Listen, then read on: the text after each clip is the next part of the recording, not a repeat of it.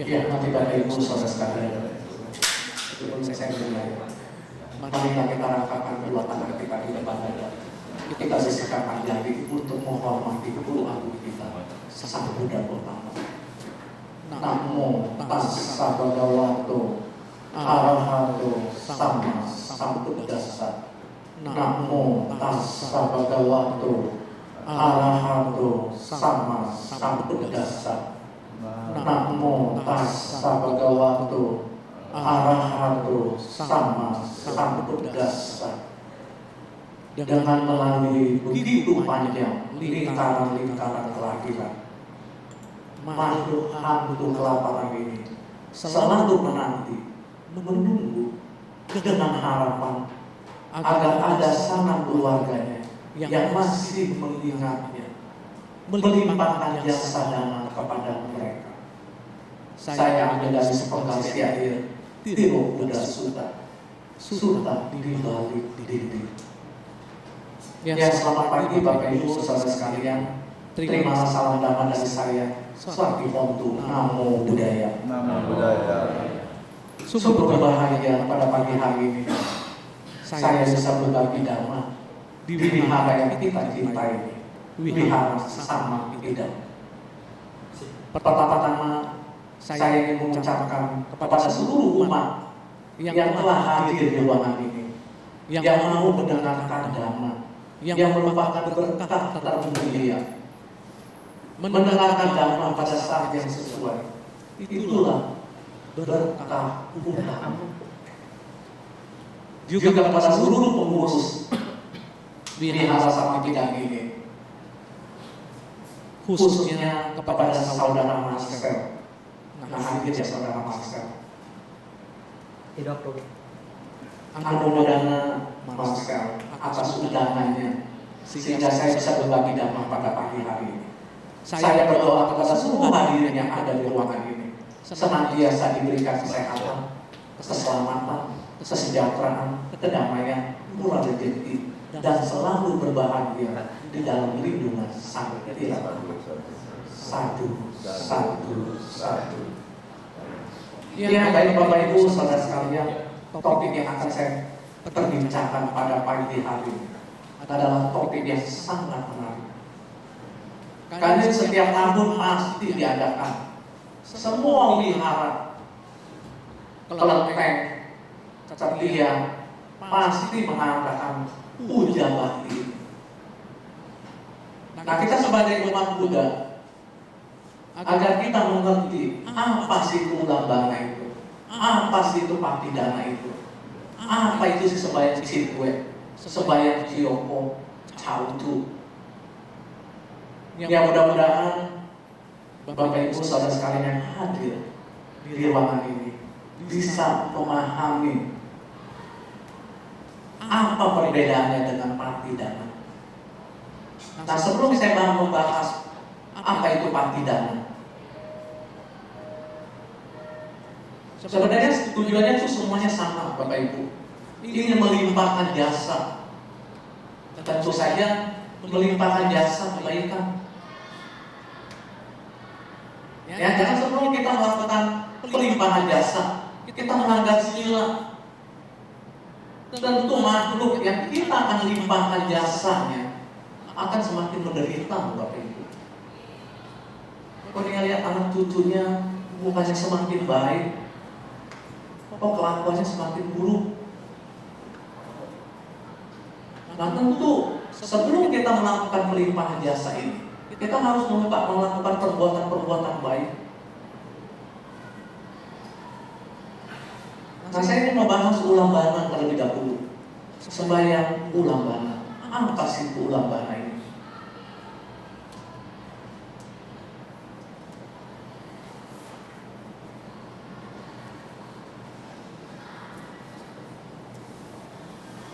Baik, nggak bisa dibesarkan ya tulisannya. Yang putih itu nggak bisa ya. Yang ini. Oh, sorry. Nah, ini ulambana. Ada yang mengartikan ulambana, ulang tuh tergantung, bana tuh terbalik, tergantung terbalik. Tetapi saya lebih setuju ulambana ini diartikan sebagai, terjemahannya sebagai ini, menaikkan. Ayat ini dari menaikkan dari alam yang rendah ke alam yang tentu yang lebih tinggi. Alam yang rendah itu apa sih, Bapak Ibu? Ada berapa banyak alam rendah atau alam yang penuh penderitaan atau alam yang kurang baik? Ada berapa banyak?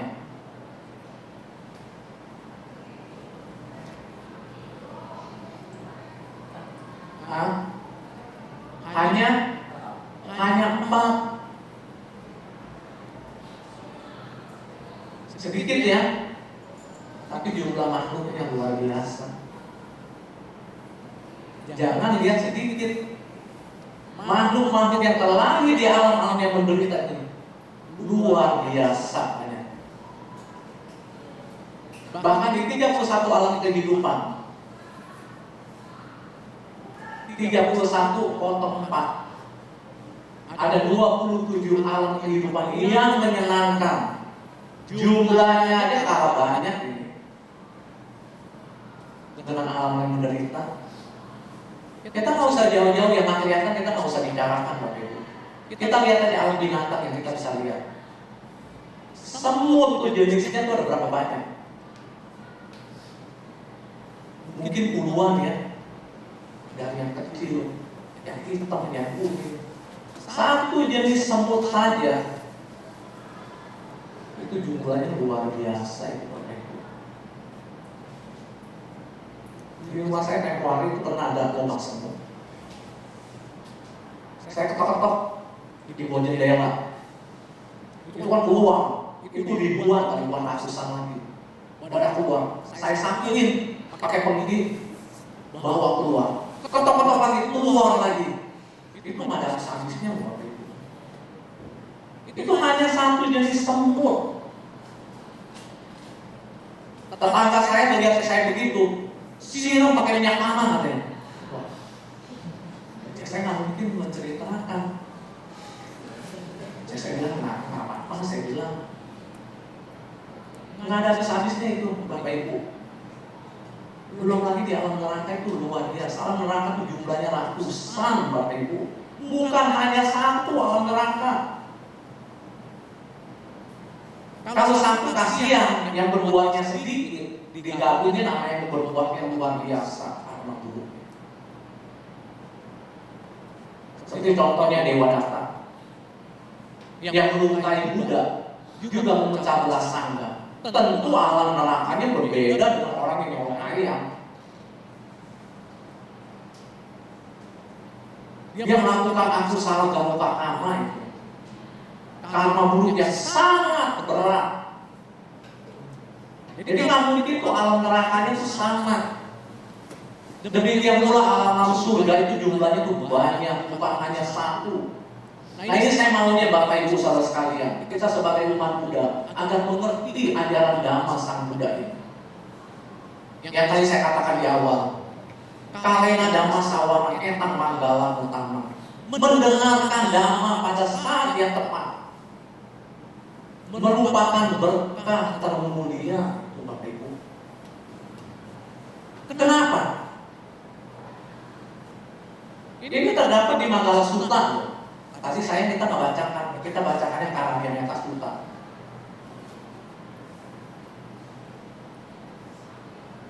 Saya maunya ya Bapak Ibu ya, kita sebagai umat Tionghoa yang beragama Buddha, jangan hanya Buddha KTP.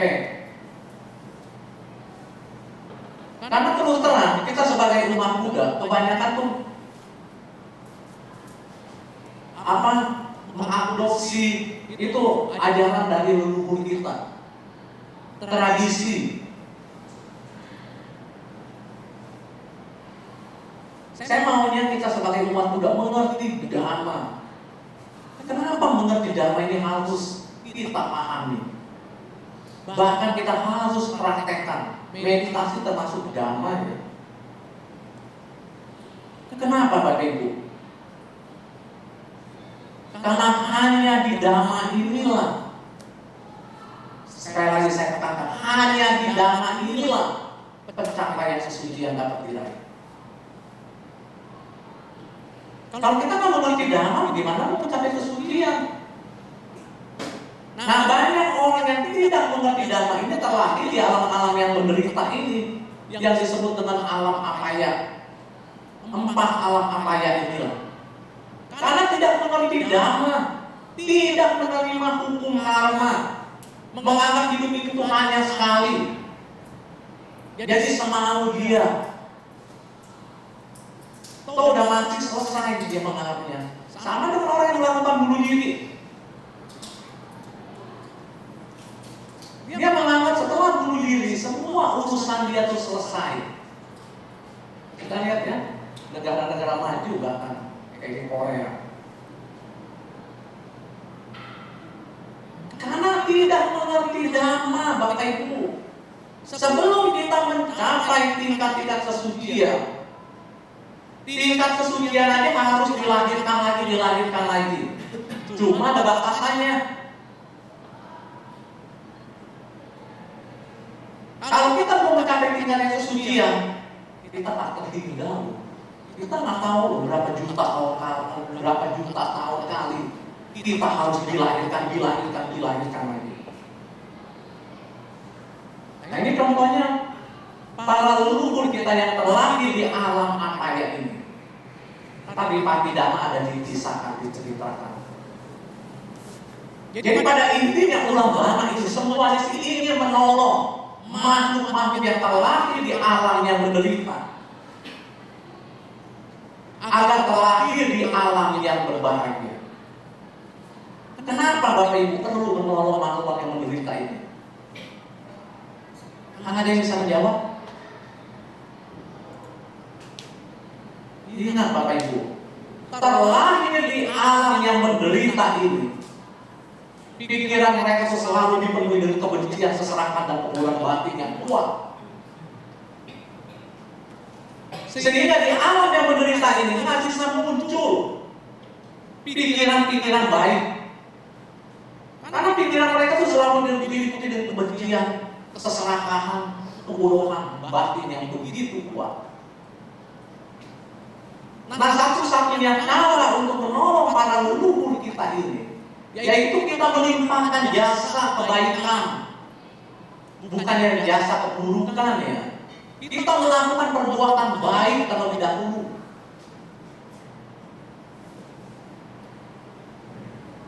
Jadi dalam agama Buddha bermacam-macam perbuatan baik bisa kita lakukan. Melaksanakan dana aja begitu banyak jenisnya. Saya tidak membahas ya, kecuali nanti ada berikutnya, nanti nggak keburu-buru, nanti nggak selesai topik ini. Mengembangkan sila, mengembangkan batin kita dengan meditasi, membacakan parita suci.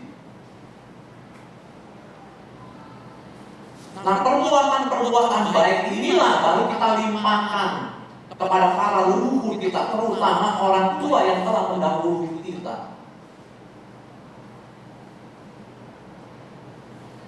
Tentu para leluhur kita, orang tua kita akan turut bermudita cita melihat anak cucu sama keluarga yang masih peduli kepada beliau. Nah, dengan turut bermudita cita, turut berbahagia, itu merupakan pikiran baik yang sangat besar buat di alam penderitaan. Kalau dia bisa menyatakan sabu, itu makhluk tersebut bisa meninggal dari alam penderitaan ini, terlahir di alam yang lebih baik, minimal alam manusia.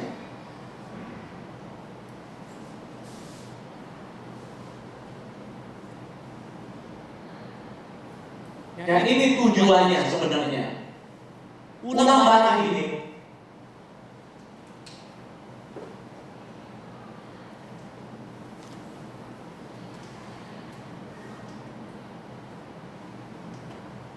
terdapat di sutra Ulang Bana Pata.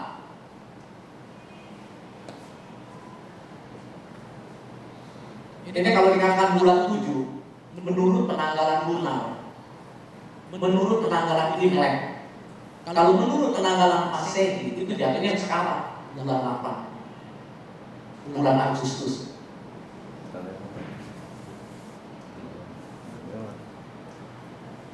Nah ini di Sutra Ulang Bana Pata. Ketika sang Buddha Gautama berwasa di surga Tawatimsa untuk menolong ibunya, sang Buddha setelah mencapai pencerahan, setelah mencapai penerangan agung, beliau tidak melupakan orang-orang di sekitarnya, Bapak Ibu. Nah ini pada tahun ke-7 sang Buddha mencapai pencerahan.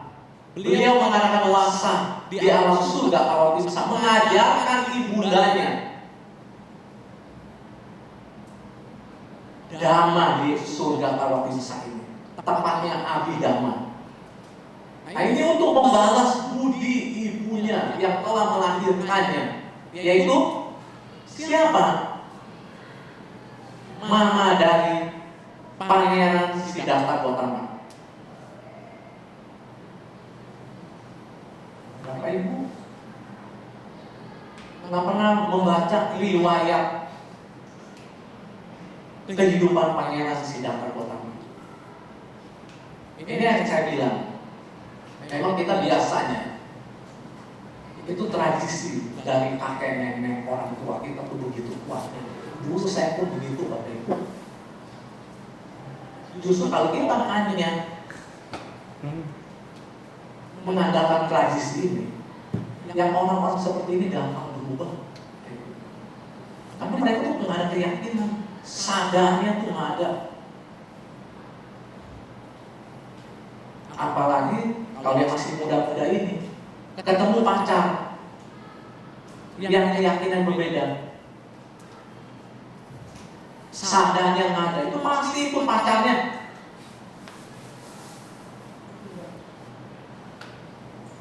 Itu pasti dia malu.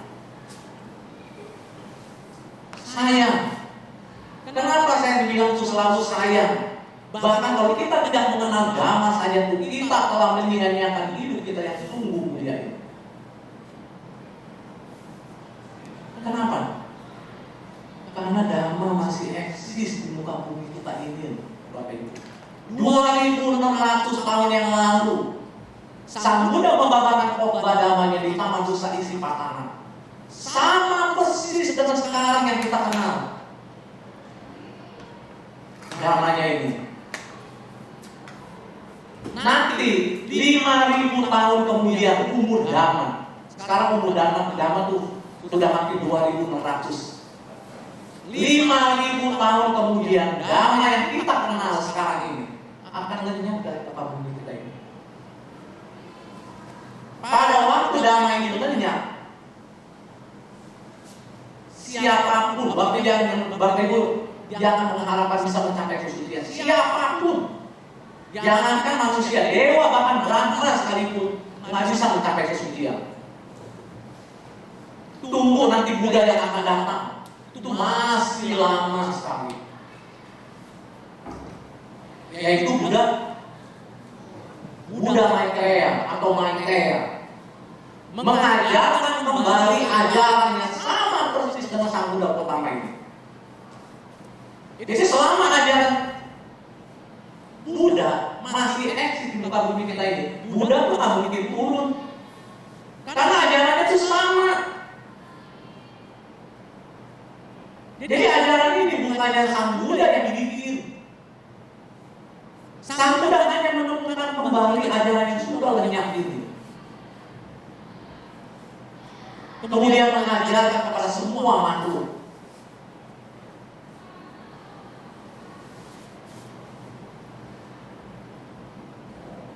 Oleh karena itu Bapak Ibu, jangan kita sia-siakan kehidupan kita yang sungguh mulia ini. Terlahir zaman sekarang sesaat ini merupakan kelahiran yang sungguh mulia. Karena Dhamma itu masih eksis di muka bumi kita ini.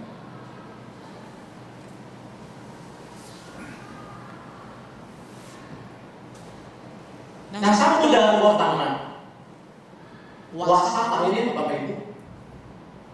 Para biksu sangga kita ini masih berwasa ini. Nanti akhir September ini baru selesai. Nah, setelah itu kita merayakan perayaan Katina. Selama 1 bulan kita diberikan kesempatan untuk berdana kepada biksu sangga yang baru saja selesai berwasa. Jadi wasa itu sebenarnya apa sih? Nah, ini saya mau Bapak Ibu Saudara sekalian tahu artinya. Jangan sering mendengar arti wasa tapi nggak tahu artinya. Begitu ditanya ke tetangga kita, agama Buddha kan, wasa itu apa sih? Waduh, nggak tahu tuh wasa. Belum ada yang terangin tuh wasa. Wasa itu sebenarnya musim hujan di India. Jadi pada saat musim hujan selama 3 bulan, Sang Buddha melarang para biksu sangga melakukan pindah patah. Nah, ini pindah patah yang kita mesti tahu apa tuh arti pindah patah. Soalnya kata-kata ini sering kita dengar. Jangan kalau ditanya pindah patah itu apa sih? Nggak tahu tuh. Nggak pernah saya dengar. Nah, ini memang pindah patah ini harus dilakukan oleh seorang pertapa, seorang biku. Bahkan Sang Buddha sendiri kalau tidak menerima undangan dari para umatnya, beliau sendiri berpindah patah dengan membawa mangkok untuk menerima dana makanan dari umat. Karena di buku kita pertama kita itu nggak boleh masak. Ya kalau kita nggak berdana, punahlah ini di pusangga. Bakal lepas diubah semua nanti.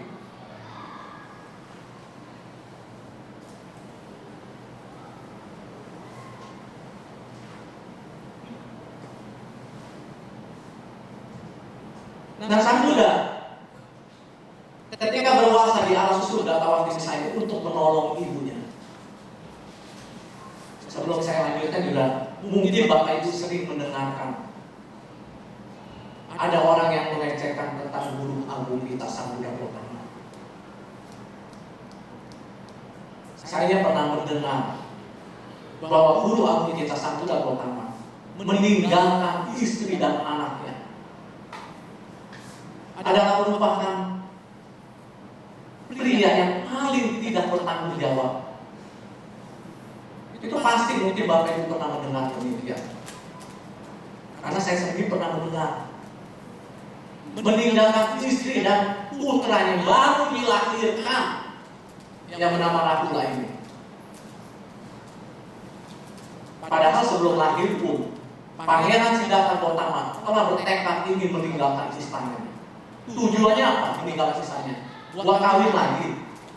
Kalau kawin lagi itu memang laki-laki yang tidak bertanggung jawab itu. Mencari kesenangan di luar. Itu baru pria yang tidak bertanggung jawab. Tapi Sang Buddha, Pangeran Siddhartha meninggalkan semua kenikmatan duniawinya, meninggalkan istri dan putra yang tercintai, ayahanda yang tercintai, hanya untuk mencari, membantu semua makhluk agar terbebas dari penderitaan atau yang kita kenal duka. Setelah lama berjuang, bahkan hampir saja Pangeran Siddhartha Gautama ini kehilangan nyawanya, Bapak Ibu. Lalu Bapak Ibu pernah dengar nggak? Ketika beliau betapa di hutan Urwela, menyiksa diri yang luar biasa sakitnya. Itu hampir saja beliau meninggal. Belum mencapai tingkat kesucian sama sekali itu Bapak Ibu.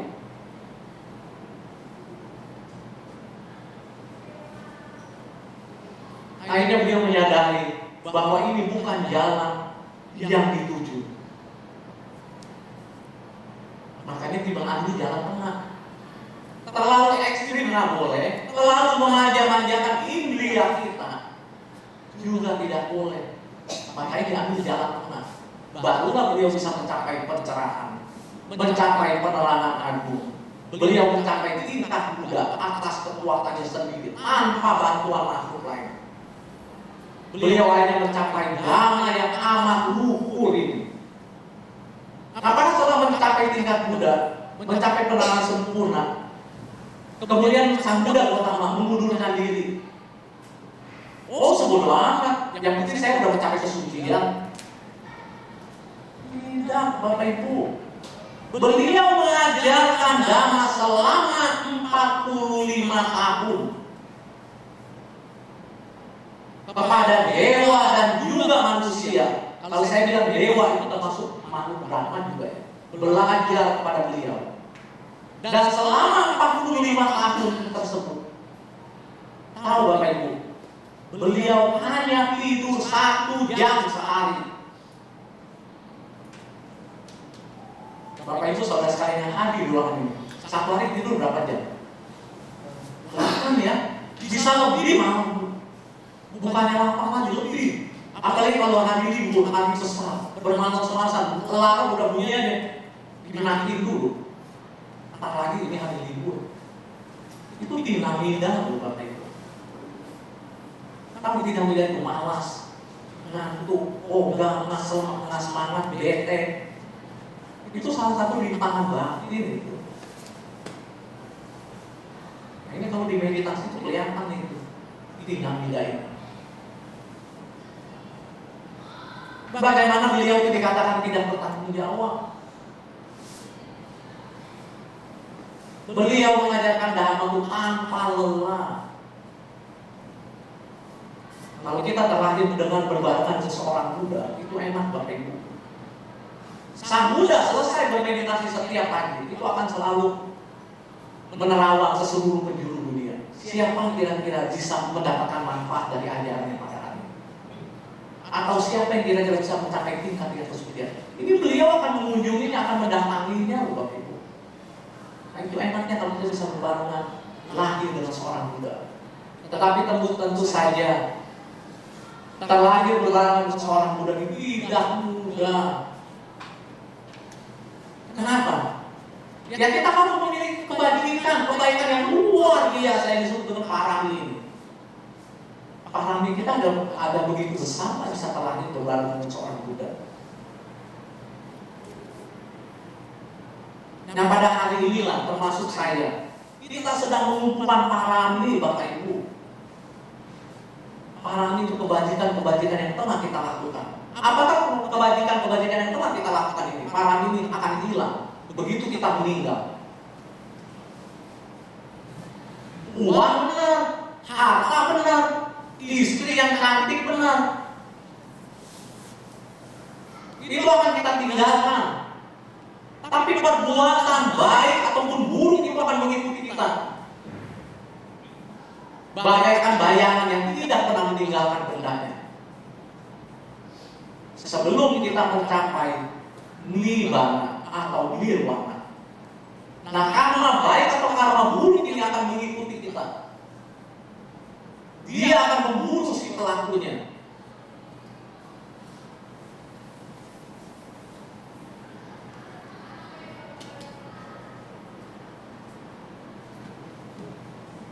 Guru agung kita sewaktu menjadi pertapa Sumedha hingga mencapai tingkat Buddha sama sang Buddha Gautama, itu harus mengumpulkan parami selama 4 asekya kalpa plus 100.000 kalpa. Ini luar biasa.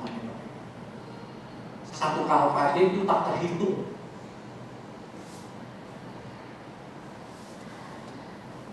Jadi kalau dibilang sang Buddha, guru agung kita ini tidak bertanggung jawab. Semua orang-orang di sekeliling guru agung kita, semuanya mencapai tingkat kesucian tertinggi.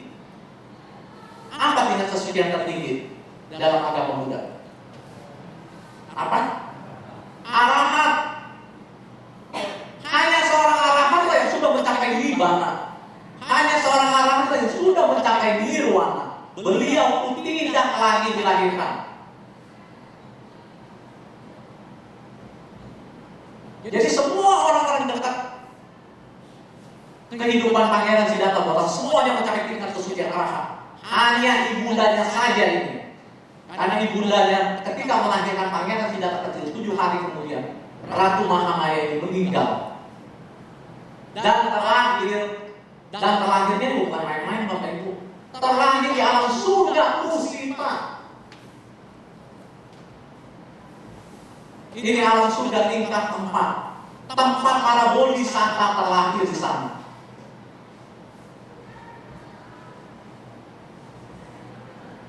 Sang Buddha Gautama sebelum dilahirkan sebagai Pangeran Siddhartha Gautama berdiam di alam surga Kusita.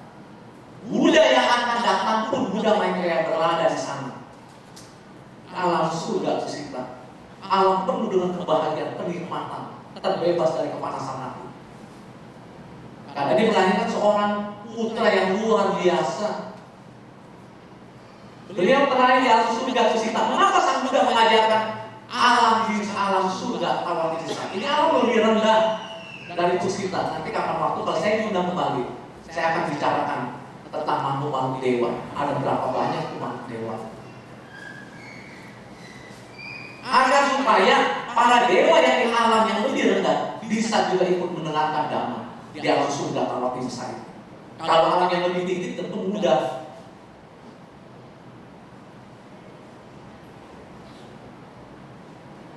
Nah, siswa utama beliau, siswa utama sang Buddha itu ada berapa? Ada berapa? Hanya 2 ya. Jangan disebutin sampai banyak-banyak. Siswa utama beliau hanya 2. Bante Sariputta dan juga Bante Mahamoggallana. Ini nggak ada ya. Biasanya kalau di Theravada, murni Theravada ya, itu di tengah-tengah sang Buddha, kiri kanan tuh sedang beranjali. Bante Sariputta dan juga Bante Mahamoggallana. Nah, Bante Mahamoggallana melihat sang Buddha membalas budi ibunya. Dia pun kepengen berniat untuk membalas ibunya, budi ibunya. Maka Bante Moggallana, Bapak Ibu tahu ya, kesaktiannya luar biasa ya. Luar biasa ya kesaktiannya. Beliau satu-satunya murid sang Buddha yang bisa melihat wajah dan mendengar suara sang Buddha. Tidak seberapa jauh pun yang memisahkan mereka. Sekarang boleh bilang baru ditemukan apa? Video call. Sang Buddha sama Bante Moggallana udah 2600 tahun yang udah melakukannya. Bisa melihat wajah dan mendengar sang Buddha. Tidak perlu, kalau kita masih susah ya. Di daerah terpencil nggak dapat itu. Kalau beliau tidak peduli dimanapun, beliau bisa berkomunikasi, melihat dan mendengar suara sang Buddha. Nah, itu kesaktian Bante Mahamoggallana. Tapi kesaktian Bapak Ibu bukan segalanya.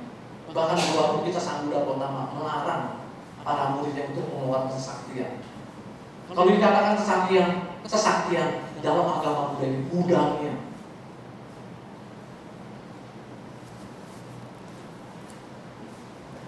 Tapi sang Buddha melarang karena bukan tujuannya.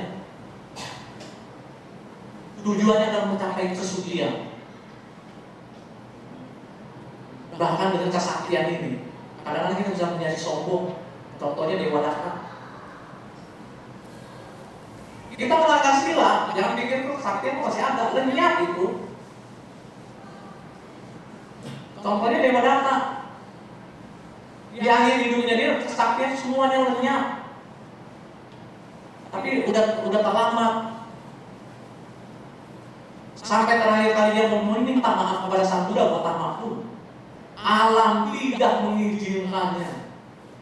Bumi yang tidak ini terbelah, masuklah di alam neraka Awici. Sampai sekarang beliau masih sama.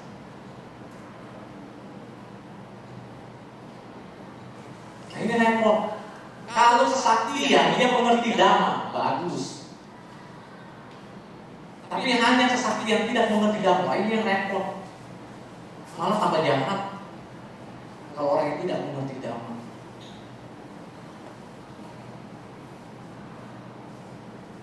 Nah, dia cek ibunya itu lagi di mana? Bante Mahamoggallana. Dengan kesaktiannya dia cek pergi ke alam para Brahman.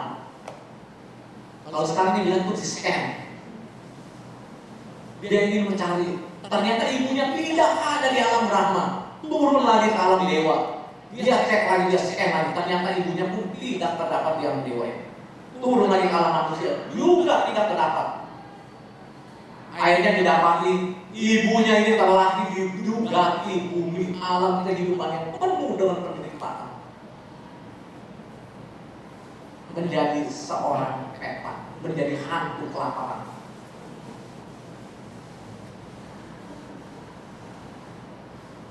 Kenapa makhluk-makhluk bisa terlahir di alam peta hantu kelaparan yang Bapak Ibu?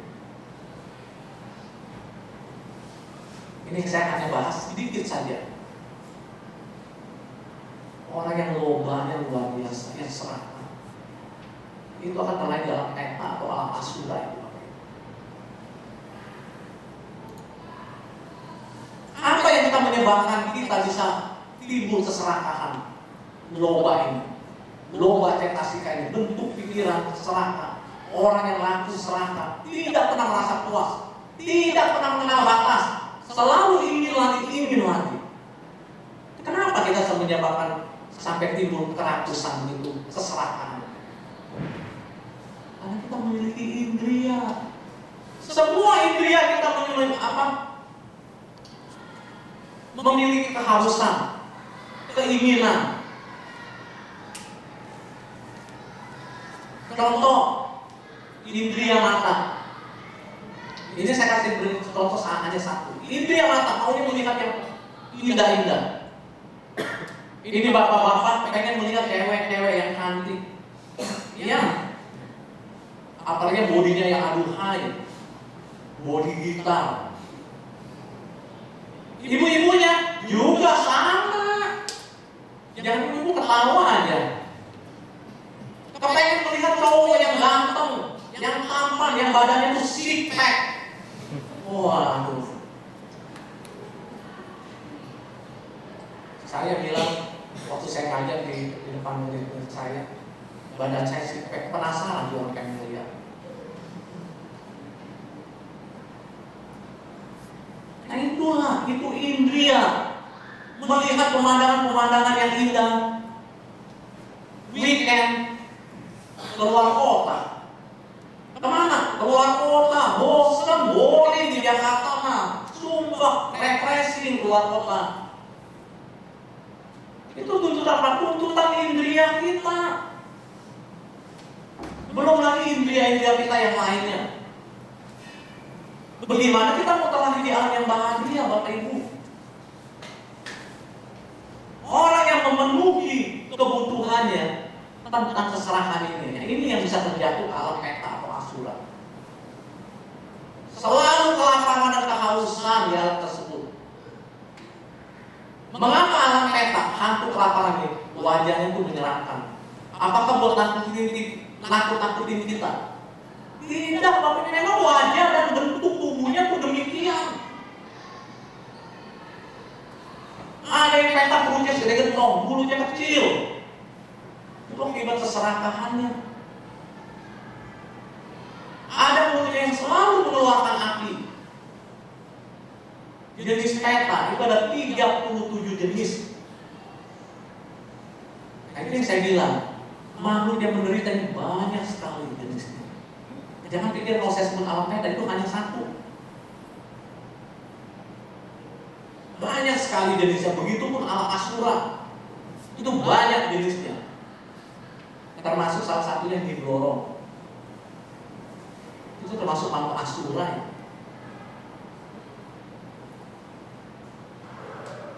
Kalau dalam agama Buddha, hal-hal seperti itu memang nggak aneh. Memang ada makhluk-makhluknya seperti itu. Kayak peri, jangan menganggap dewi. Kalau bapak ibu ke hutan, ketemu peri, wah ini dewi. Itu makhluk Asura itu. Dewa dewi itu masuk sembarangan dia, apalagi dewa dewi yang tingkatannya udah tinggi. Nggak mau. Manusia yang penuh dengan keserakahan, kebencian, kebodohan batin yang tinggi, yang besar, mereka tuh nggak mau. Dari jarak berapa puluh meter, mereka tuh udah tercium bau. Orang yang bisa loktum, jangan pikiran tuh dewa atau dewi. Tahu nih loktum ya? Kalau mati orang sih pasti tahu. Nah itu jangan percaya bapak ibu.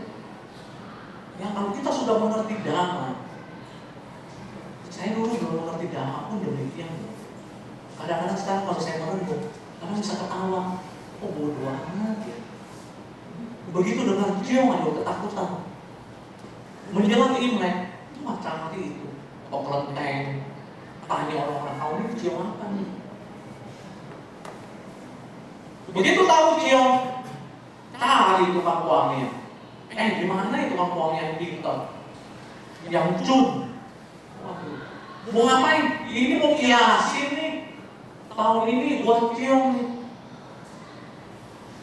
Ini orang-orang yang tidak mengerti dhamma.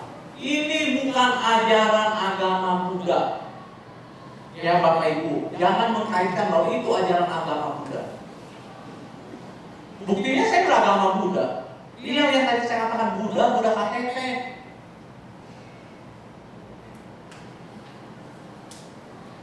Dia melihat ibunya kelaparan, lapar, teriak-teriak. Bante Moggallana memberi makan beserta lauk makanannya. Ketika ibunya ingin memakan makanan itu berubah menjadi bara api. Tambah sengsara, tambah menderita ibunya itu. Kasih lagi air itu berubah menjadi mendidih.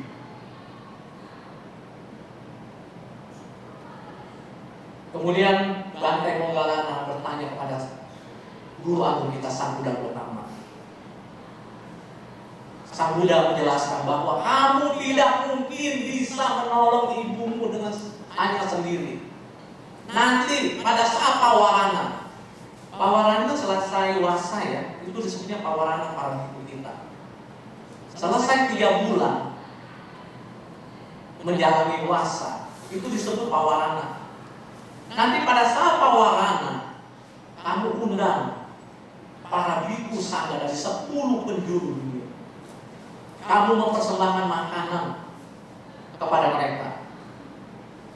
Kemudian melimpahkan jasa-jasa kebajikan makanan ini oleh para biku atau para sangga ini dari 10 penjuru dari dunia ini.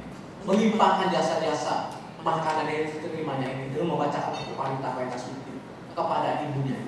Barulah ibunya bisa tertolong.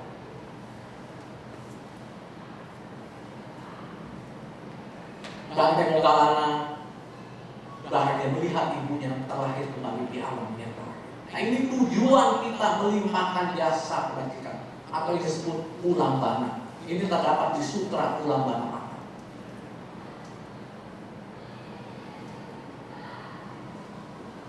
Yang tadi saya katakan ini Chitwe. Ini bulan 7 menurut penanggalan lunar kalender atau penanggalan Imlek. Kalau dalam kalender, nah ini sama ya, Chitwe, Chiopo atau Chautu.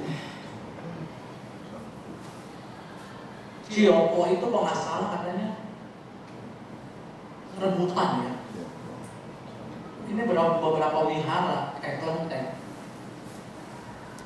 masih melakukan persembahyaan Chiopo ini. Kalau Chautu itu untuk menyeberangkan, yang sama tadi dengan ulambana. Tapi caranya harus mau. Bante Mohana Mogalana saja yang ingin langsung mempersembahkan kepada ibundanya yang terakhir diampek aja gagal. Apalagi kita.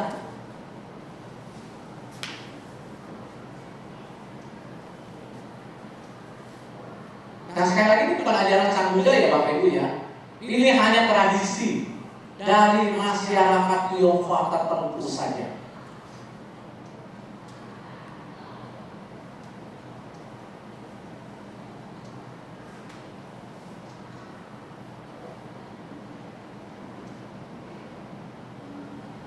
Nah ini saya hanya ingin meluruskan saja Bapak Ibu,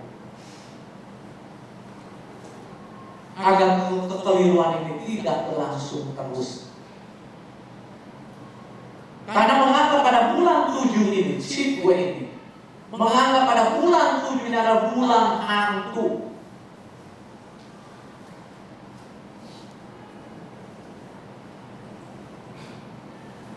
Jadi selama 1 bulan itu ada tantangan. Tidak boleh melakukan kebaikan. Misalnya membuka toko, renovasi rumah, membangun rumah. Bahkan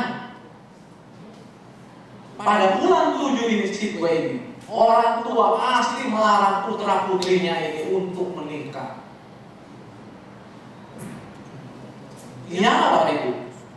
Bulan 7 ini sepi, termasuk saya pandita dari Magabuli ini.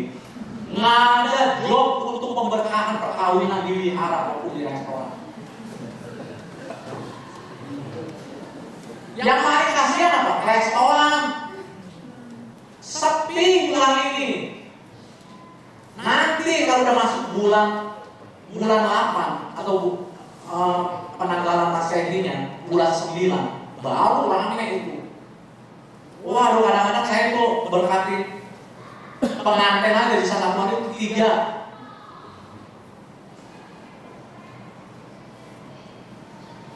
Itu saking banyaknya orang karena ditunda-tunda selama 1 bulan ini. Jadi sebenarnya tidak ada pantangan ya Bapak Ibu ya di bulan 7 ini. Terbalik dengan tetangga kita. Ketika bulan Ramadan, katanya setan-setan itu apa? Diikat. Nah itu loh, dicanditi pandangan sama. Tapi mereka tuh menganggapnya demikian. Sama dengan kita juga yang tradisi ini menganggap pada bulan 7 ini hantu berkeliaran. Kenapa? Karena mereka menganggap pada bulan 7 ini pintu neraka dibuka lebar-lebar untuk memberikan cuti kepada para penghuni neraka yang sedang menjalani hukuman di sana. Tadi saya katakan penjara atau sel atau bui di neraka itu ratusan jumlahnya. Ini udah bulan 7 nih Shitwe nih. Penguasa neraka berkata, kalian boleh bebas. Ingat ya nanti tanggal 1 Oktober kalian balik. Mau balik kan kira-kira Bapak Ibu? Waduh, penderitaan di alam neraka ini luar biasa Bapak Ibu. Sang Buddha sendiri katakan, sulit untuk melukiskan dengan kata-kata penderitaan di alam neraka ini. Tidak ada satu detik pun tanpa siksaan. Tapi anehnya banyak yang senang ke sana. Ini yang tidak mengerti dhamma. Jangankan di alam neraka Bapak Ibu. Kita lihat penjara kita saja di Indonesia. Penjaganya begitu ketat. Banyak yang berusaha kabur. Dia akan pedang taruhannya nyawa itu Bapak Ibu. Bagaimana seandainya kayak penjara kita? Wah ini bulan Shitwe nih. Ayo para terpidana. Saya berikan cuti kepada kalian selama 1 bulan. Nanti tanggal 1 Oktober kalian balik ya. Ada yang mau balik nah. Waduh itu udah caw kemana itu? Terbang sejauh-jauh, bahkan kalau yang berdua mungkin beroperasi muka nih. Supaya jadi kenalin lagi. Nah ini yang saya saya katakan ini kan hanya tradisi, hanya pemikiran para leluhur kita.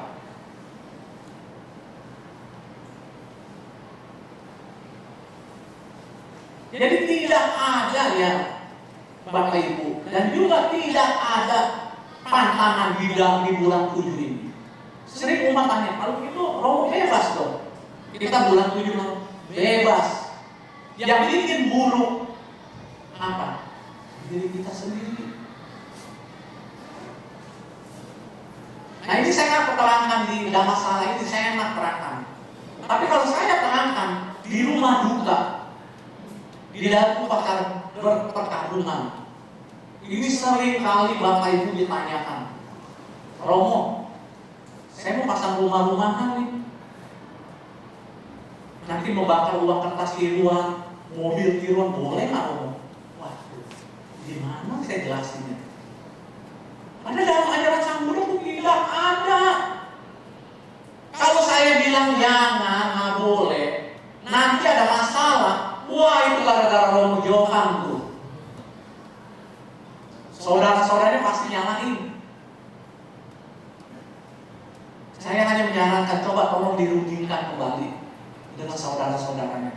Kalau saudara-saudaranya tidak keberatan, ya silakan saja. Toh ini kan juga tidak melanggar sila. Yang lebih repot lagi Bapak Ibu, kalau meninggalnya pada hari Selasa atau hari Sabtu. Wah, itu kan hari Selasa, hari Sabtu itu nggak bagus, kilong. Padahal apa Bapak Ibu? Hari Selasa dan hari Sabtu itu nggak bagus katanya. Ini kilong. Bagaimana untuk kiasin kilong ini? Saya udah 2 orang temuin memimpin upacara awal manggal perkampungan ini di rumah duka. Ini meninggalnya hari Sabtu. Saya beli burung nih sepasang Romo. Romo, susah nih cari sepasang ini burung. Saya sampai ke Jalan Pramuka kali. Untung aja dapat katanya. Ini buat apa? Saya bilang, udah kasih makan, udah dia bilang. Nanti ini kan untuk kiasin. Nanti pas peti mati jenazah dimasukin ke ruang kremasi, burung ini kita lepaskan. Waduh, ini pembunuhan ini.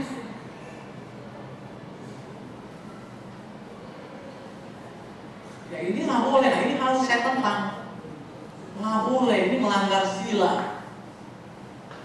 Panati patah wera manisita padang sama dia. Bapak Ibu Saudara sekalian yang sudah mengerti Dhamma, kenapa Sang Buddha panati patah wera mani ditaruh yang nomor 1?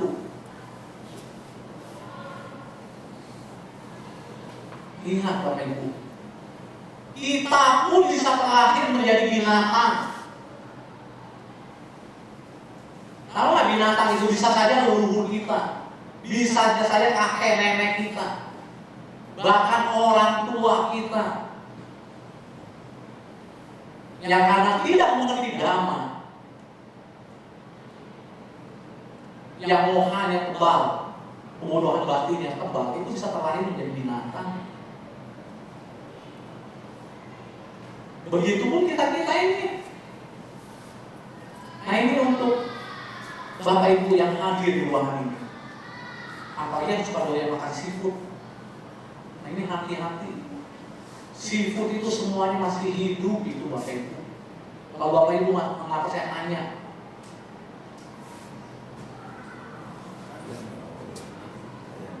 semuanya masih hidup. Apalagi kalau yang doyan kepiting, apalagi yang penggemar kepiting. Wah, kalau nggak hidup mah manis katanya.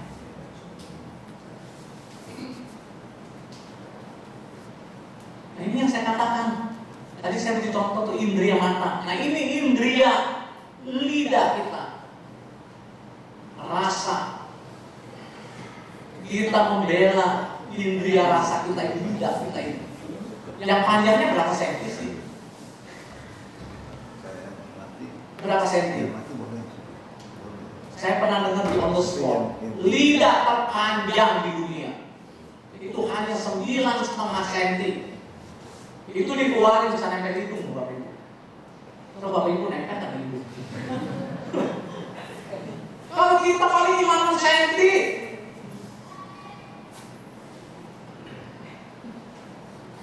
hanya 5 cm kita korbankan begitu banyak makhluk itu. Nah ini hati-hati. Nah ini bahayanya yang saya katakan, menurut indria-indria kita. Padahal sampai kerongkongan, udah gak ada rasa, sama rasanya. Besok ke belakang, apa berbeda itu?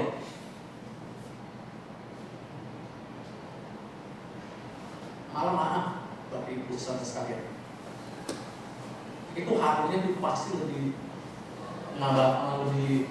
baru daripada orang yang tidak makan makhluk-makhluk itu. Makhluk itu.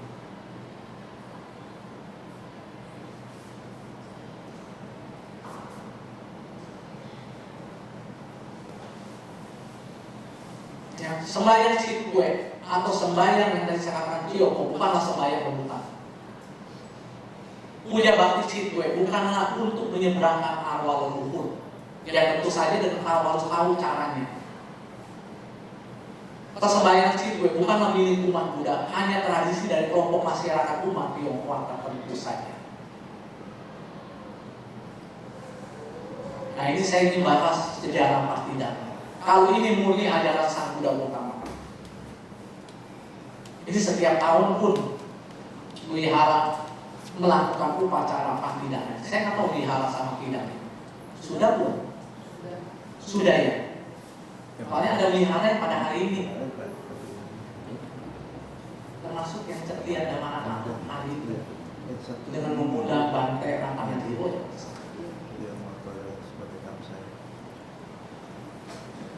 Nah sejarah Pahdidana ini sebenarnya sudah lama sekali. Sudah ada sejak zaman Buddha Busa. Jadi bukannya pada zaman Sang Buddha Gautama saja ya. Sama Sang Buddha Busa ini jauh di atas Buddha Gautama. Itu waktunya saja 92 kalpa. Di masa lampau yang lama sekali. Yang tadi saya katakan 1 kalpa saja udah tak terhitung ya Bapak Ibu. Apalagi 92 kalpa. Itu terdapat kerajaan Kasi namanya. Rajanya bernama Raja Jayasena. Permaisurinya bernama Sirima. Dia mempunyai anak yang akhirnya menjadi sama Sang Buddha, menjadi Buddha yang disebut dengan Buddha Busa. Wah ayah ini sangat terikat, sangat melekat kepada putranya ini.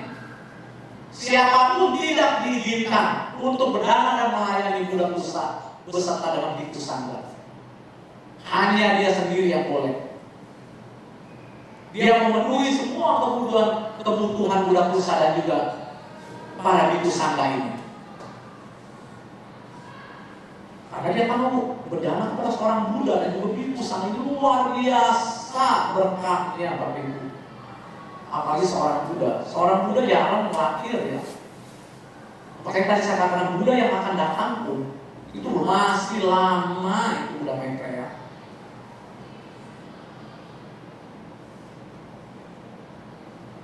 Nah selain mempunyai putra yang bernama yang menjadi Buddha Busa, beliau pun mempunyai 3 orang pangeran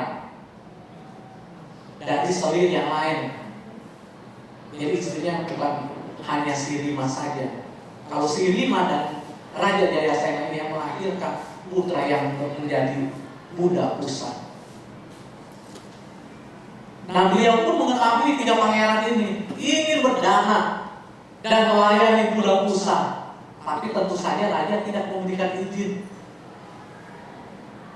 Hingga pada suatu hari terjadi pemberontakan di kerajaan Kasi. Ayahnya memanggil ketiga pangeran putranya ini untuk meredakan pemberontakan ini. Rajanya berjanji, apabila kalian berhasil menumpas para pemberontak ini, saya akan berikan apapun kepada kalian. Wah semangat ketiga pangeran ini pergi ke menumpas pemberontakan, dan waktu singkat mereka berhasil menumpas para pemberontak ini. Dia menghadap kembali kepada ayahandanya yang bernama Raja Jayasena. Raja Jayasena memuji ketiga putranya, kalian hebat, kamu semuanya itu hebat. Sekarang kalian mau minta apa? Mau uang, harta, kekuasaan? Akan saya berikan. Tidak, semuanya saya tidak mau, ayah. Yang ingin saya, tolong ayah berikan kepada saya untuk melayani dan berdana kepada budak Kusa. Oh, nggak bisa kalau ini. Ini hak prerogatif saya. Jadi siapapun tidak boleh. Bukankah ayah sudah menjanjikan kepada kami untuk memberikan apapun yang kami minta? Berilah kami 7 tahun untuk melayani dan merawat budak saya. Wah, 7 tahun terlalu lama. Tawar-menawar aja. Raja hanya memberikan izin selama 3 bulan untuk merawat dan melayani budak ini. Nah, selama 3 bulan ini mereka membangun di suatu wilayah, membangun basar-basar putih-putih untuk sama-sama budak dan juga para murid beliau. Nah, biasa ada sekelompok orang yang tidak suka kepada budak Musa. Jadi mereka memakan makanan sebelum dipersembahkan kepada budak Musa itu. Karena rakusnya mereka memakan makanan yang seharusnya dipersembahkan kepada budak Musa dan juga para muridnya. Mereka juga mengganggu suplai bahan makanan, membakar dapur, yang karena rakus yang memakan makanan yang seharusnya dipersembahkan kepada budak dan juga murid-muridnya. Tentu saja ini tidak gratisan ya Bapak Ibu. Apalagi makan ini yang akan dipersembahkan kepada seorang budak. Kita berdana kepada seorang budak itu berkahnya luar biasa.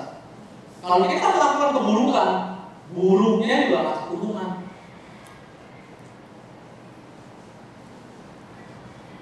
Nah, kelompok yang berdana dengan tulus kepada budak Musa ini tentu terlahir di alam yang bahagia, yang disebut dengan sugati bumi. Sugati itu yang menyenangkan. Bumi, alam kehidupan yang menyenangkan. Nah, yang kelompok yang memakan makanan yang seharusnya dipersembahkan kepada budak Musa ini terlahir di alam dugati bumi, alam kehidupan yang menderita. Nah, 92 kalpa mereka selalu menanti, menunggu dengan harapan ada sanak keluarganya yang masih mengingat kepada mereka ini, melimpahkan jasa dana kepada mereka. Selama 92 kalpa mereka menunggu itu. Dengan melalui begitu panjang lingkaran samsara, lingkaran kelahiran dan kematian yang tiada akhirnya. Mereka bertanya kepada setiap budak muncul. Mereka bertanya kepada budak Akusanda, budak Konagama, dan budak Asapa. Budak Asapa itu pas di atasnya budak Konagama. Kapan kami ini akan mendapat pelimpahan jasa dari sang keluarga? Para budak ini berkata, kalian tidak akan mendapatkan pelimpahan jasa pada zaman itu. Tunggu nanti budak yang akan datang. Budak Gotama, sanak keluarganya yang bernama Raja Bibisara inilah yang akan melimpahkan jasa dana kepada mereka. Para makhluk hantu lapangan. Bayangkan mereka menunggu habis begitu lama. Itu akibat perbuatan buruk mereka. Semua ada konsekuensinya Bapak Ibu.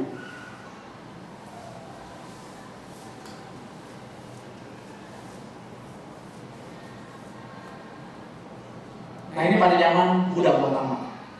Setelah mencapai pencerahan 7 minggu kemudian, ini bukan 7 tahun ya, 7 minggu kemudian, jadi sebentar ya, budak Gotama mengunjungi Raja Bibisara di kota Raja Bahat. Kunjungan ini sesuai atas permintaan dari Raja Bibisara saat mereka berjumpa. Sesaat pertapa Gotama baru saja meninggalkan keduniawiannya. baru saja meninggalkan istana, istri, anak, dan ayahandanya. Bertemulah dengan Raja Bimbisara. Pada waktu itu terjadi dialog di antara mereka berdua. Raja Bimbisara bertanya kepada Pertapa Gotama, apakah Anda berselisih paham dengan ayahandamu yang bernama Raja Sudodana? Jadi ayahnya Pangeran Siddhartha Gautama itu Sudodana, ibunya Raki Mahanaya. Kemudian Raja Bimbisara menawarkan, mari bergabung ke kerajaanku.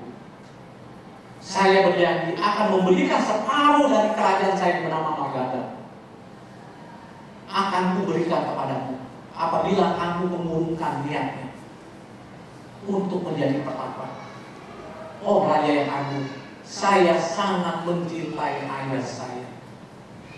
Tentu saja dia menolak. Kemudian Raja Bimbisara memohon kembali, apabila Pertapa Gautama mencapai kemudahan, ingat, kunjungan pertama adalah ke negara saya. Nah ini sesuai dengan perjanjian Pertapa Gautama janjikan kepada Raja Bimbisara. Dia mendatangi Raja Bimbisara di kota Rajagaha. Raja Bimbisara menyambut kedatangan Sang Buddha. Kemudian Sang Buddha memberikan khotbah dhamma kepada Raja Bimbisara. Selesai berkhotbah, Raja Bimbisara mencapai tingkat kesucian pertama, yaitu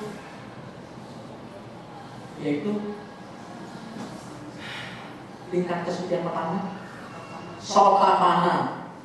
Ini kesucian tingkat kesucian yang paling aman buat semua makhluk ya Bapak Ibu. Nah tujuan kita beragama Buddha adalah mencapai tingkat kesucian Sotapanna ini. Kenapa? Begitu kita mencapai tingkat kesucian Sotapanna, maka kita sudah memutus lingkaran samsara, lingkaran kelahiran dan kematian yang tiada akhirnya. Seorang Sotapanna, Sang Buddha menjanjikan, Sang Buddha berkata, paling banyak berapa lama seorang Sotapanna?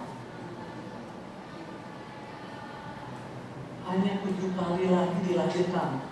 Kelahiran beliau pun di alam-alam yang bahagia. Kalau mempunyai jana, pasti akan terlahir di alam Brahma.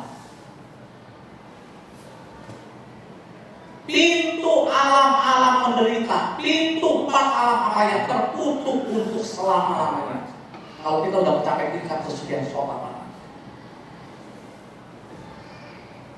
Sekali lagi, kalau kita belum mencapai tingkat kesucian Bapak Ibu, bukannya saya nakut-nakutin, kita lebih banyak terlahir di alam-alam yang menderita.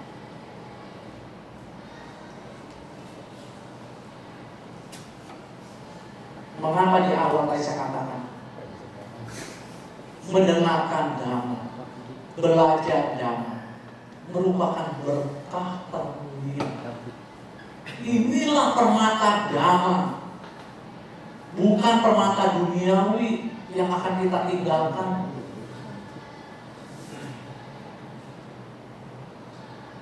Nah inilah kepiawaian seorang Buddha. Bila dia tahu orang tersebut, orang makhluk tersebut bisa mencapai tingkat kesucian, beliau pun pasti akan mendatangi. Begitupun dengan Raja Bimbisara. Kemudian Raja Bimbisara mengundang Sang Buddha dan juga Bhikkhu Sangga yang berjumlah banyak untuk menerima dana makanan di istana kerajaan. Nah di dalam Buddhaka Nikaya Sutta Pitaka dengan judul Piro Buddha Sutta, makhluk hantu kelaparan yang merupakan sanak keluarga dari Raja Bimbisara datang mendekat. Mereka menunggu dengan harapan, sekaranglah tiba saatnya kami akan memperoleh kelimpahan jasa dana ini dari sanak keluarga kami, yaitu Raja Bimbisara. Sekaranglah tiba saatnya kami akan memperolehnya. Namun apa yang terjadi Bapak Ibu? Raja Bimbisara tidak melimpahkan jasa dana ini kepada siapapun. Karena pada waktu itu pikiran Raja Bimbisara hanya ingin melakukan terbaik buat Sang Buddha dan juga Bhikkhu Sangga. Dia hanya memikirkan tempat di mana Sang Buddha akan ditempatkan untuk berdiam.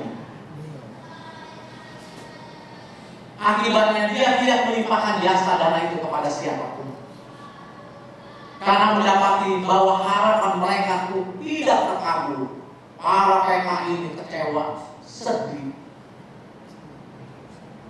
Mereka mengadakan protes.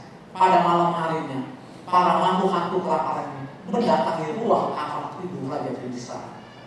Mereka mengeluarkan suara lentingan yang begitu mengerikan dan juga menakutkan. Raja Bimbisara mendengar suara itu yang begitu berisik di kamarnya. Ada yang menjerit-jerit, minta tolong. Dia bertanya di dalam hatinya, apa yang akan terjadi pada diriku ini? Pagi-pagi sekali beliau menemui Sang Buddha. Oh yang mulia Buddha, semalam saya mendengar suara yang sedemikian menakutkan dan mengerikan. Apa yang akan terjadi pada diriku ini? Sang Buddha berkata, jangan takut Raja yang agung. Tidak akan datang yang akan menimpa dirimu akibat suara-suara yang sedemikian mengerikan itu. Yang terjadi yang sebenarnya adalah ada anak keluargamu di masa lampau yang lama sekali terlahir menjadi makhluk hantu kelaparan. Selama satu interval zaman Buddha, mereka selalu menanti, menunggu agar ada sanak keluarga yang bernama Raja Bimbisara ini berdana kepada Sang Buddha dan juga Bhikkhu Sangha, lalu melimpahkan jasa dana ini kepada mereka, para makhluk hantu kelaparan. Namun sayang, kemarin Raja tidak melimpahkan jasa dana kepada mereka. Akibat mendapati bahwa harapan mereka sirna, mereka mengeluarkan suara yang sedemikian menakutkan. Kemudian Raja Bimbisara bertanya kembali kepada Sang Buddha, oh yang mulia Buddha, apakah para makhluk hantu kelaparan ini bisa memperolehnya jika saya melakukannya sekarang? Ya Raja yang agung. Jika demikian, mohon sudilah yang mulia Buddha beserta dengan Bhikkhu Sangha menerima dana makanan pada hari di istana kerajaan. Sang Buddha pun menerima. Nah ini saya katakan, kalau Sang Buddha diundang oleh raja atau umat, beliau pun tidak berpindah mata. Tapi kalau tidak diundang, beliau pun setiap hari itu berpindah mata. Raja Bimbisara kembali ke tempat tinggalnya di istana kerajaannya. Setelah terlebih dahulu menyuruh untuk menyiapkan dana makanan yang berlimpah. Ketika waktunya telah tiba, Raja Bimbisara memberitahukannya, Sang Buddha dan juga Bhikkhu Sangha berjalan memasuki istana kerajaan dan duduk di tempat yang sudah disiapkan. Makhluk hantu kelaparan ini tetap datang, menunggu di balik dinding. Mungkin hari ini kami akan memperoleh berkah pelimpahan jasa dana ini. Hari ini mungkin kami akan mendapatkan berkah pelimpahan. Sang Buddha dengan kekuatan batin yang luar biasa membuat agar para makhluk hantu kelaparan ini tampak terlihat oleh Raja Bimbisara. Ketika Raja Bimbisara mempersembahkan air kepada Sang Buddha dan juga Bhikkhu Sangha, kemudian melimpahkan jasa dana ini kepada sanak keluarganya yang telah meninggal. Pada saat itu juga kolam-kolam surgawi yang tertutup teratai muncul di hadapan mereka, para makhluk hantu kelaparan. Para makhluk hantu kelaparan ini mandi dan minum sepuasnya. Akhirnya kelelahan dan kehausan mereka yang selama ini mereka derita pun sirna. Kulit mereka pun berwarna keemasan. Ketika Raja Bimbisara mempersembahkan bubur, hidangan dan makanan lainnya kepada Sang Buddha dan juga Bhikkhu Sangha, kemudian Raja Bimbisara melimpahkan jasa dana ini kepada para leluhurnya. Maka para leluhurnya pun mendapatkan makanan surgawi untuk mereka. Kemudian Sang Buddha mempersembahkan jubah, sandal, tempat tinggal kepada Sang Buddha dan juga Bhikkhu Sangha, lalu melimpahkan jasa dana kepada sanak keluarganya. Maka sanak keluarganya pun mendapatkan pakaian, sandal, tempat tinggal surgawi. Semua keajaiban ini terlihat jelas oleh orang-orang yang hadir di situ. Akhirnya Raja Bimbisara merasa puas. Setelah itu Sang Buddha membacakan Anumodana Gata berkah, keberkahan untuk Raja Bibisara. Ini anomodanan data biasanya hanya dibaca oleh para biku kita. Kalau kita berdasarkan pada saat kita menuangkan limpahan jasa kebaikan, ya satu gelas kosong, satu berisi air. Nah pada biku kita akan membacakan ini. Ya tawari wahapura, paripurenti sagara, ewa mewa ito bina, petahan upakahati, ititan patitan tumha, ipamewa sami jatuh, sabere muletu sangkapa, tando panarasoyata, manidogi rasoyata, terus disambung, sabitiyo wiwajantu, sabarobo winasatu, dan seterusnya.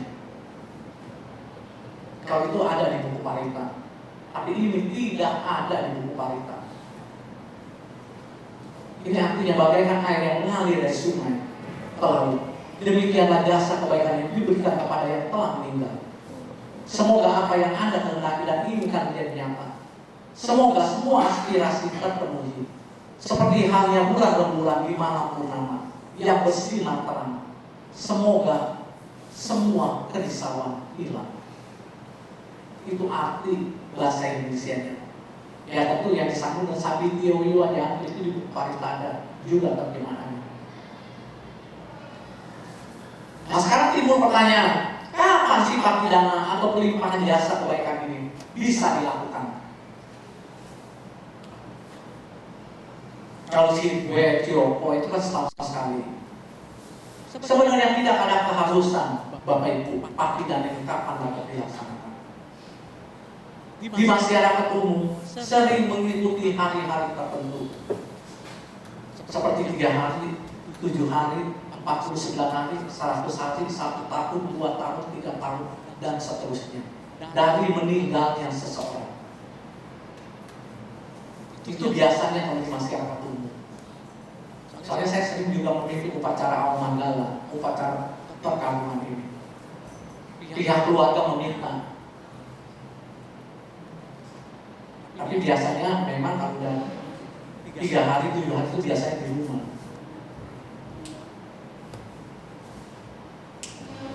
Nah kalau ditanya kapan pati dana yang dapat dilaksanakan? Pati dana pelimpahan jasa kebaikan ini dapat dilakukan di mana saja, kapan saja. Tidak terikat oleh hari-hari tertentu atau bulan-bulan tertentu. Jadi pasti dana yang dapat dilaksanakan. Nggak mesti tunggu para leluhur kita memberikan tanda-tanda seperti impian atau tanda-tanda khususnya bahwa mereka membutuhkan pertolongannya. Jadi pasti dana yang dapat dilakukan di mana saja, kapan saja, bahkan setiap hari pun bisa kita lakukan. Tetapi dengan satu syarat, kita melakukan perbuatan baik dulu. Sesuai dengan benih yang ditanamkan, begitu pula buah yang akan dipetik. Kita harus menanam dulu kebajikan-kebajikan yang kita lakukan. Nah, kebajikan-kebajikan inilah, kebaikan-kebaikan inilah kita limpahkan kepada para leluhur kita, terutama kepada orang tua kita yang telah mendahului kita. Ya tujuannya apa? Agar mereka itu bermudita kita, turut berbahagia. Ini untuk para makhluk yang terlahir di alam yang menyedihkan. Kalau di alam dewa, bisa dia berubah, bisa, cuma nggak sebesar di alam yang menderita. Karena hidup mereka pun sudah bahagia.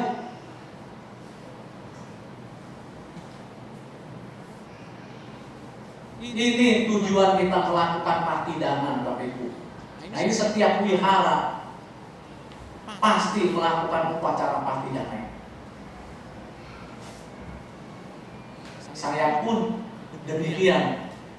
Kemarin yang saya lihat tuh adik saya di Dharma Ratna. Nah melimpahkan jasanya kepada mama, papa, sama koko saya. Dia fotoin kasih saya lihat. Nah bagaimana dengan saya? Kalau saya konsumsi setiap hari Bapak Ibu.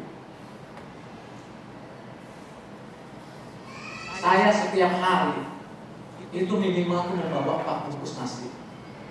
Lalu itu saya keluar, itu saya bagi-bagikan kepada orang-orang yang membutuhkannya.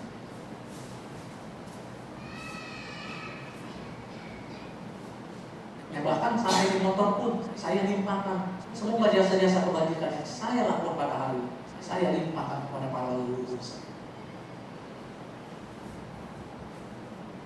Ingat Bapak Ibu, kita tinggal di Indonesia, khususnya Jakarta, berbuat kebaikan itu mudah. Mudah, gampang sekali. Banyak orang yang susah. Kalau di negara-negara maju, itu sulitnya luar biasa, susah. Karena mereka tuh tidak membutuhkan lagi. Anak saya kan kuliah di Shanghai. Papa pikir gampang berdana di sini, Pak.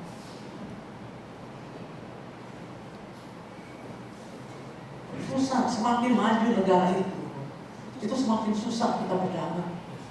Apalagi jangan mengharapkan berdana di alam dewa, Bapak Ibu. Mereka itu tidak membutuhkan pertolongan siapapun.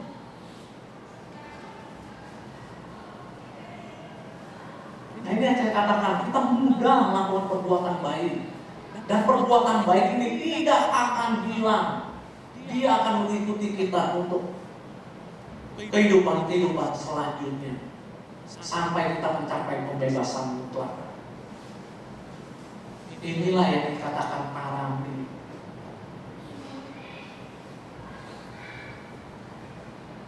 Ya demikianlah Bapak Ibu, saudara sekalian, pelimpahan jasa kebaikan kepada para leluhur telah saya sampaikan, baik yang secara tradisi maupun ajaran dari dulu kita sambut dan tetap. Sejak awal sejarahnya Pak Pidana itu sudah saya ceritakan. Ya mungkin di antara Bapak Ibu ada yang ingin ditanyakan, silakan.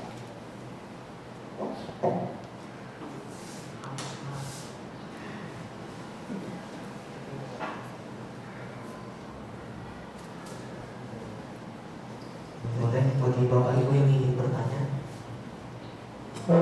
Ya silakan.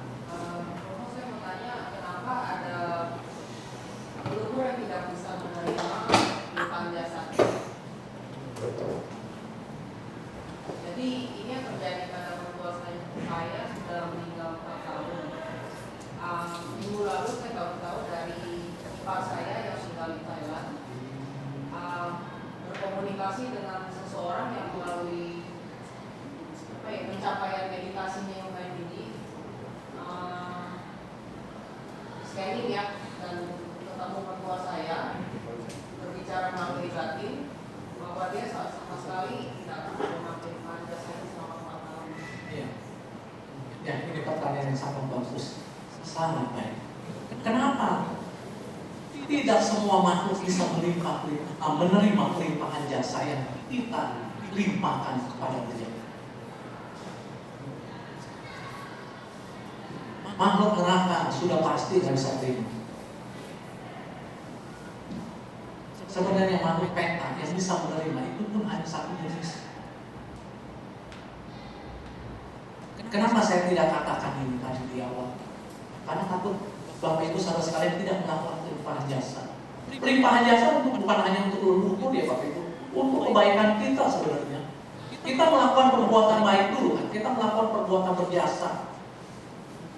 Baik makhluk itu terima atau tidak terima, perbuatan baik itu akan menuntun kita ke arah-arah yang lebih baik. Memang yang bisa menerima, yang tadi saya katakan, alam dewa pun begitu melihat anak keluarga, anak cucunya melakukan perbuatan baik, dia bahagia tidak sebahagia makhluk para datu Pajiwika Peta itu. Kalau terlahir di para datu Pajiwika Peta inilah yang bisa menerima pelimpahan jasa dana yang kita limpahkan kepada beliau. Yang tujuannya agar para datu Pajiwika Peta yang meninggal dari alam tersebut terlahir di alam yang lebih baik. Karena itu ada yang disebut dengan karma upagata kakama. Beberapa bulan yang lalu saya pernah membahas di sini juga. Itu tentang hukum karma. Saya nggak tahu ada apa di antara Bapak Ibu yang hadir sekarang ini pernah mendengar hukum karma yang saya bawakan itu. Tapi hukum karma yang saya bawakan tiap hari itu hanya kulitnya saja, belum menyentuh isinya sama sekali. Cuma bulan ini karena bertepatan dengan chip gue, saya ingin membahas ini dulu. Makanya kenapa makhluk-makhluk yang menderita ketika dia mengetahui sama keluarganya melimpahkan jasa kepada mereka, itu akan timbul mudita cita, turut berbahagia. Pada saat dia turut berbahagia, karma upagata kakama ini bisa karma baik maupun karma buruk. Karma buruknya ketika orang tersebut harusnya berusia manusia saat ini sekitar 75 tahun, tapi kan bisa saja mendadak lagi olahraga meninggal, tertabrak kendaraan, kecelakaan. Nah itu upagata kakama inilah yang berkuasa. Dia memotong usala jana kakama, karma baik berdaya hasil beserta akibatnya. Dia memotong kelahiran di alam manusia ini sehingga dia menghasilkan karmanya sendiri. Begitupun dengan karma baik. Pada saat makhluk yang menderita ini menerima pelimpahan jasa dari dia yang punya, kalau dia bisa menerima pelimpahan jasa ini, karma baik upagata kakama ini, karma baik yang berperan kuat, dia memotong aku salah jana kakama. Kalau aku salah tuh yang buruk, yang jahat.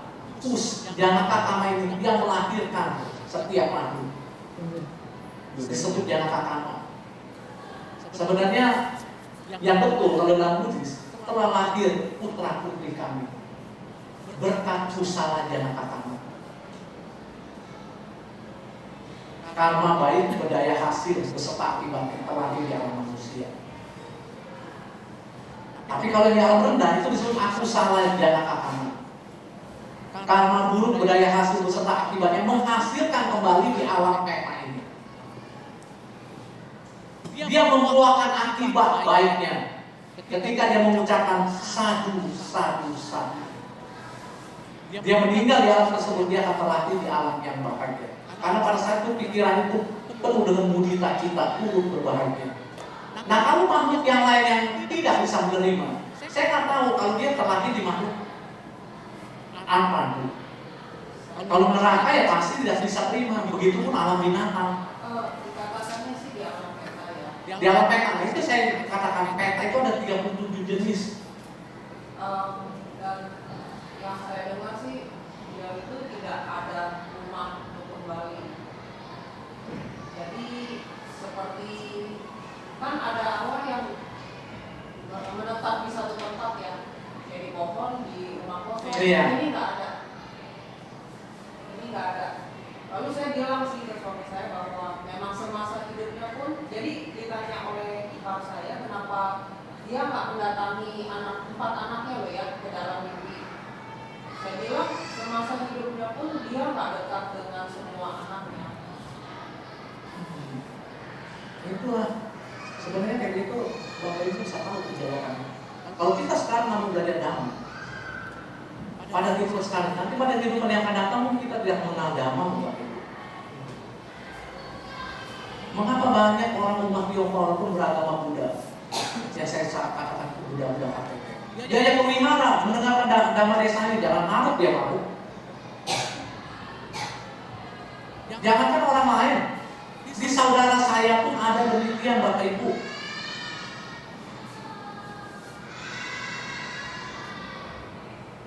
Apalagi kalau dia menganggap dirinya bahwa dirinya tuh dipinta dari penceramah.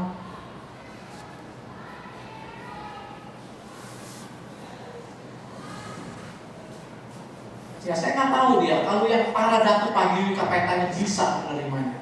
Tapi kalau makhluk lain memang sulit. Memang itu dikatakan di kitab suci agama Buddha, hanya para datu padimika petak inilah yang bisa menerima pelimpahan jasa dari sanak keluarga. Begitupun di alam manusia di terakhir, yang mungkin bisa dia terima. Dan satu lagi, setiap makhluk begitu meninggal, itu langsung lahir kembali yang mesti nunggu lagi. Nah ini juga harus diketahui oleh Bapak Ibu. Karena ada yang menganggap katanya arwahnya harus tunggu dulu. Tidak. Begitu dia meninggal, itu langsung lahir kembali sesuai dengan karmanya.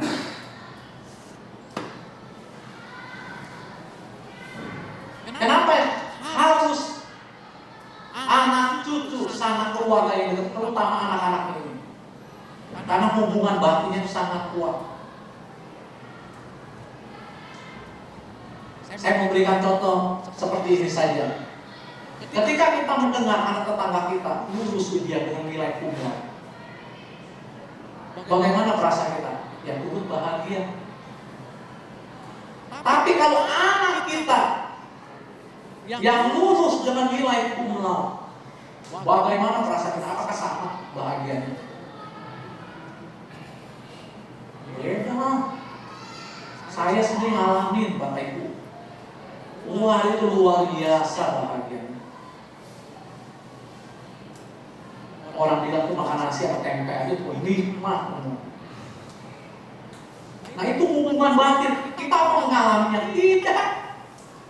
Hanya mendengar saja. Nah itu kekuatan batin, kekuatan hubungan batin, ikatan batin kita. Begitupun kalau kita melimpahkan jasa kebajikan kepada orang tua kita.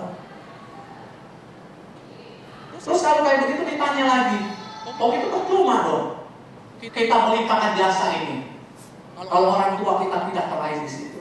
Ingat ya Bapak Ibu saudara, leluhur kita bukan hanya ibu dan ayah kita, bukan hanya kakek dan nenek kita.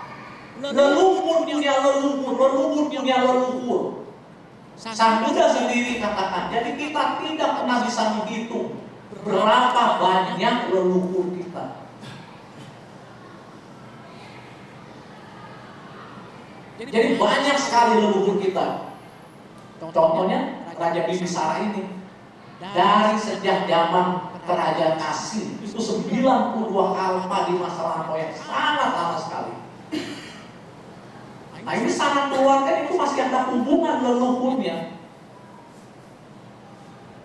Makanya kan para Buddha mengatakan nanti sanak keluarga yang bernama Raja Bibisara inilah pada zaman Buddha Gotama yang akan melimpahkan jasa dana kepada kalian. Baru kalian bisa terima. Jadi jangan menganggap, oh orang tua saya nggak mungkin terlahir di sana. Jadi nggak perlu kita melakukan pelimpahan jasa.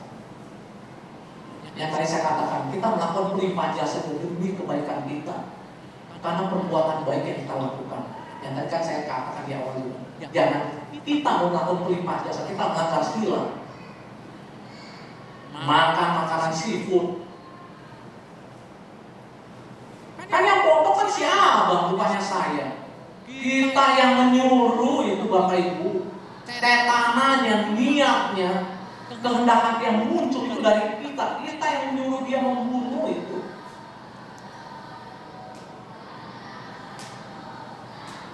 Nah ini harus dimengerti. Yang demikian itu ya, memang semua makhluk bisa terima. Apalagi yang tadi Ibu katakan hubungan antara orang tua dan anak itu kurang baik.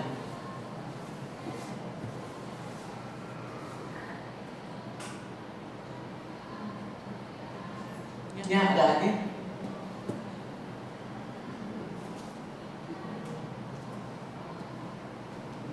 Sudah habis ya. Tadi kasih panjang. Ya, mari Bapak Ibu kembali kita rangkapkan kedua tangan kita di depan dada sambil bertekad. Semoga dengan tambahan pengetahuan dhamma kita pada siang hari ini, kita semua dapat terhindar dari perbuatan-perbuatan buruk, dan kita dapat lebih mengembangkan perbuatan-perbuatan baik. Semoga jalan menuju ke kedamaian sejati akan semakin mudah dan cepat. Semoga jasa-jasa kebajikan atas pembabaran Dhamma Desana ini saya limpahkan kepada semua makhluk, agar semua makhluk selalu berbahagia. Sabesa Tambawaktu Sukitata, semoga semua makhluk berbahagia. Sadu, sadu, sadu. Ya, terima kasih Bapak Ibu saudara sekalian atas kehadirannya di Wihara Samakida ini, dan juga telah mau mendengarkan Dhamma Desana yang telah saya bawakan. Sekali lagi saya ucapkan terima kasih. Sati Wonku, Namo Buddhaya.